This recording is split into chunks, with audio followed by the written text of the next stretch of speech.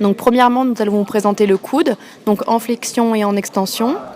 Donc on met le patient en décubitus dorsal, le bras le long du corps.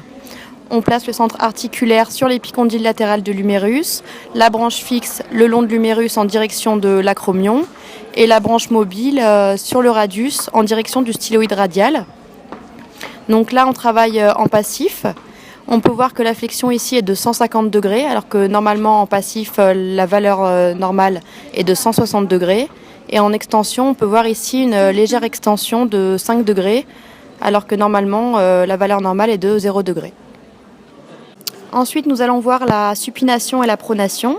On place le patient assis, le coude fléchi à 90 degrés. On laisse le bras coller le long du corps afin d'éviter les compensations. Le poignet est en position neutre. On met un stylo dans la main du patient afin de nous aider à positionner l'axe du goniomètre. Le centre articulaire est sur la première articulation interphalangienne du majeur. Le bras fixe est positionné vers le bas perpendiculaire au sol et le bras mobile vers le haut parallèle au stylo. Donc là pour la supination. Donc on bouge le bras mobile jusqu'au stylo afin de mesurer l'angle. On peut voir ici qu'il est de 95 degrés pour une valeur normale de 90 degrés.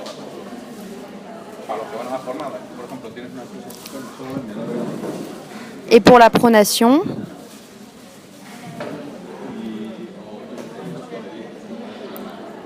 on peut voir que l'angle est de 85 degrés qui est la valeur normale. Donc ensuite, nous allons voir la cheville avec la flexion plantaire et la flexion dorsale. Le patient est assis, le genou en flexion, afin de détendre les gastronémus et de permettre une dorsiflexion complète. Donc on place le centre articulaire sur la malléole latérale de la fibula, la branche fixe sur l'axe longitudinal de la fibula et la branche mobile sur l'axe longitudinal du 5e métatarsien. Donc premièrement, nous allons faire la dorsiflexion. Donc là, on peut voir un angle de 28 degrés, sachant que la valeur normale est de 30 degrés en passif.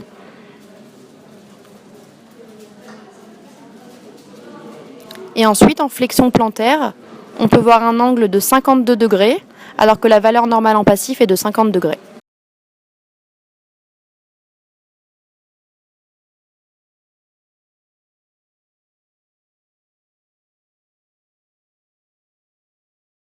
Nous allons maintenant voir l'abduction et l'adduction de la cheville. Le patient est en position assise, les jambes dans le vide. Le centre articulaire est placé sur l'articulation tibio-péronéale inférieure, la branche fixe dans l'axe longitudinal du tibia et la branche mobile dans l'axe longitudinal du 2e métatarsien.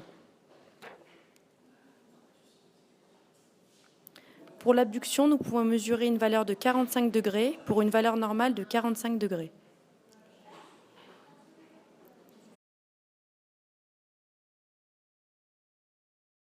Pour l'adduction, nous pouvons mesurer une valeur de 30 degrés pour une valeur normale de 35 degrés. Nous allons maintenant voir la pronation et la supination de la cheville. Le patient est en décubitus dorsal. Le centre articulaire est placé sur la face inférieure du calcanéum. La branche fixe est placée dans l'axe longitudinal du 2e métatarsien. La branche mobile est placée dans l'axe longitudinal du 1er métatarsien pour la pronation et dans l'axe longitudinal du 5e métatarsien pour la supination.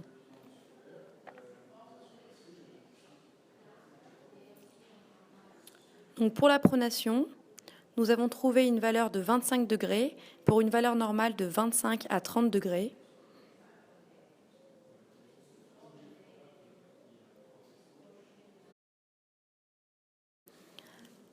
Et pour la supination, nous avons trouvé un angle de 50 degrés pour une valeur normale de 52 degrés.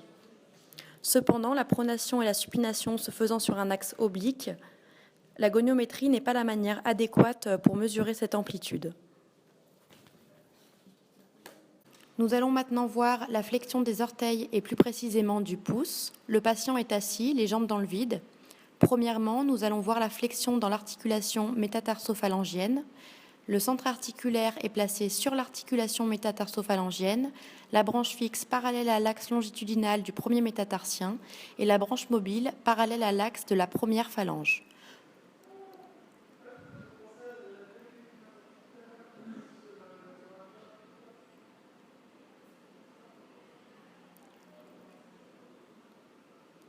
On peut mesurer un angle de 72 degrés pour une valeur normale de 70 degrés.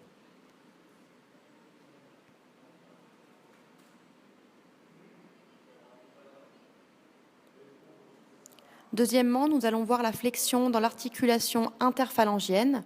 Le centre articulaire est placé sur l'articulation interphalangienne, la branche fixe sur l'axe longitudinal de la première phalange et la branche mobile parallèle à l'axe longitudinal de la deuxième phalange.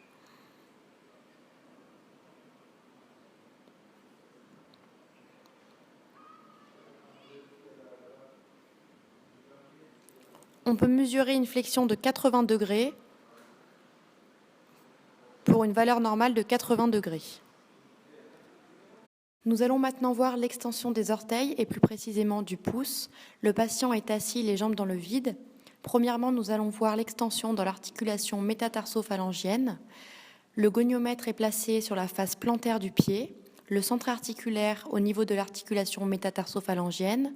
La branche fixe est parallèle à l'axe longitudinal du premier métatarsien et la branche mobile est parallèle à l'axe longitudinal de la première phalange.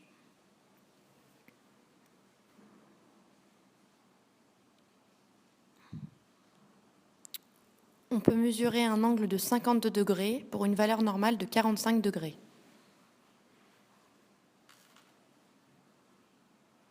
Deuxièmement, nous allons voir l'extension dans l'articulation interphalangienne. Le centre articulaire est placé au niveau de l'articulation interphalangienne. La branche fixe est parallèle à l'axe longitudinal de la première phalange et la branche mobile est parallèle à l'axe longitudinal de la deuxième phalange.